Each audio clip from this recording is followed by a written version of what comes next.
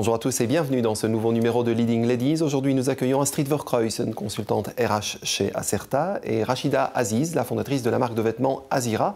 Mesdames, nous allons ensemble aborder la question de savoir s'il est plus difficile pour une femme d'origine étrangère de réussir, de faire carrière. Astrid Verkruysen, on a des indications là-dessus? C'est plus difficile quand on est femme et d'origine étrangère de réussir une carrière? On a quelques chiffres, hein. En tout cas, ce sont des chiffres qui sont issus du baromètre de la diversité du Centre pour l'égalité des chances, où 8% des responsables RH reconnaissent qu'il est effectivement plus difficile pour des allochtones de faire carrière. Et si on analyse un petit peu les chiffres des collaborateurs, 20% de ceux-ci ne souhaitent pas avoir, je dirais, des allochtones, soit comme collègues, soit comme responsables, soit comme patrons. Donc, oui, on peut vraiment parler, je dirais, d'une discrimination. Oui, des chiffres effrayants à certains égards. Rachida Aziz, vous travaillez du côté de la rue Antoine Gansart, secteur de la mode à Bruxelles.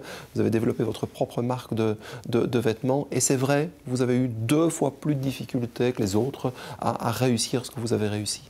Oui, je pense bien que j'ai, en tant que femme entrepreneuse d'origine étrangère, que j'ai des obstacles supplémentaires, disons, aux obstacles qui sont déjà là. Concrètement, ça se marque comment? Ça s'est marqué comment? Quand j'ai fait mes premières démarches pour m'installer dans le quartier d'Ansart, qui est le quartier des créateurs, oui, et donc pour moi c'est là que je voulais être, en passant par les instances existantes, on m'a répondu clairement que par rapport à mon public cible, c'est dans la chaussée de Gand, dans la rue de Brabant, que je vais ouvrir une boutique. Un peu plus loin, on ne voulait pas voir traverser votre le canal, public. voilà, oui, ça. on ne voulait pas voir mon public de ce côté-là du canal. Et puis j'ai été donc à la recherche moi-même, et là je rencontrais le même souci avec les propriétaires de magasins qui ne voulaient pas me louer leur local, donc j'ai vraiment dû faire des missions pour trouver un endroit où je pouvais m'installer. Quand on démarre une activité comme la vôtre, on a besoin d'argent. De prêts, de fonds, ça a été difficile aussi? Très difficile aussi, oui. Avec les banques, c'était hors des questions. Les investisseurs privés, j'ai eu des remarques vraiment... des refus, disons, d'investissement basés sur la discrimination, purement, parce que j'ai eu un investisseur qui était très intéressé par le projet, donc il me disait qu'il reconnaissait le potentiel du projet, oui, que j'avais un projet très fort, mais étant donné que je prônais l'émancipation de la femme musulmane, qu'il n'était pas très rassuré qu'il n'aurait pas les garçons de Sharia for Belgium à sa porte demain. Et donc, il a refusé d'investir pour ça. On a d'autres chiffres qui montrent que ça reste difficile, notamment d'engager des personnes d'origine étrangère. Certainement. Donc, 10% des responsables en ressources humaines considèrent qu'effectivement, ça peut être un frein dans le cadre du processus de recrutement.